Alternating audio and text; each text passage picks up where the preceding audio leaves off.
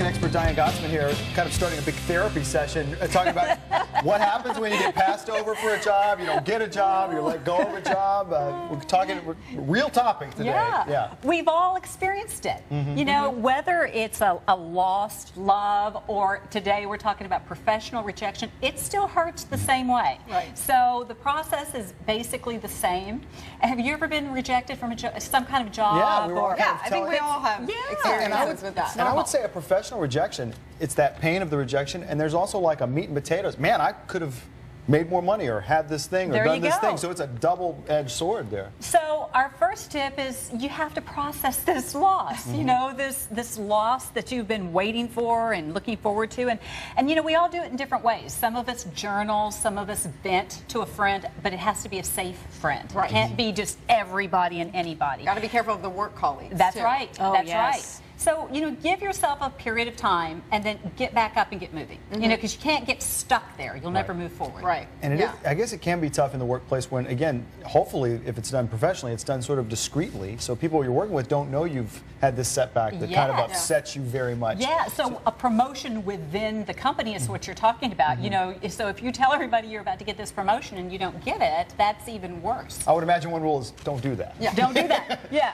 So another thing to do is just, if you have been denied a job, and this could be just an interview, you know, ask for clarification. You know, that really takes some tenacity to call the interviewer and say, listen, I really want to learn from this experience, and just tell me, would you mind just sharing with me candidly why I didn't get this job? So that's okay. That is To absolutely kind of get okay. some feedback from the person who interviewed But you. I think you've got to be prepared for some of that tough feedback. True. I mean, some of what Yes. I've heard is, Yeah. well, I'm just not a fan, or, you know, your Yeah. reporting is weak. You got to have a thick skin Yeah. to That's hear right. some of that. And you have But to it- use your best judgment, because you know, you just can't do this to everyone you interview Right. with. But Right. if you had rapport, if you felt like you built some kind of small relationship during that period of time, just say, I'm really interested in learning what I can do to be a better professional. And you would want tough feedback, because if they just say, oh, no, it was great, and it True. wasn't, then that didn't help you. Yes. Unless, I know you said in your notes that sometimes you do want to know if, listen, the economy's bad or our company's not doing well. Sometimes it's not about you, and that's good to know, too. But we're going to True. let you go, or you're not going to get this, but this is why. That's right. But if they say to you,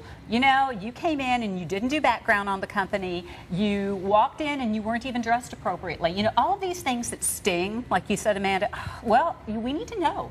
So you do your homework, you make a list of all of the things they said. It's kind of like, ow, ow, ow, okay, I get it, but take it all down, do your homework, plan, make a checklist, check it off, and now you know what you're working towards. Treat it and as a that's- learning experience. Yeah, you become a better candidate. Absolutely. I really want to get to this one. What about situations, I would imagine the toughest of the tough, when maybe someone you've trained or has come in since you've come in is promoted ahead of you? So this is a viewer question. We actually got this from a viewer, and you know, she said that she trained someone.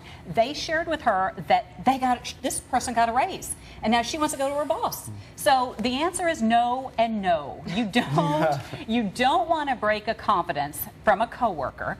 You don't want to go to your boss and call your boss out because they gave her or him Unless you the got your raise. box with all your stuff That's in it, and you're walking out you're like Jerry Maguire walking out the door. Yes. So do your homework and say, okay, you know how much this salary, this job pays. Go in and say, I've worked here this such and such years. I know that this is a comparable salary, and I'd like a raise. I'd like to discuss a raise.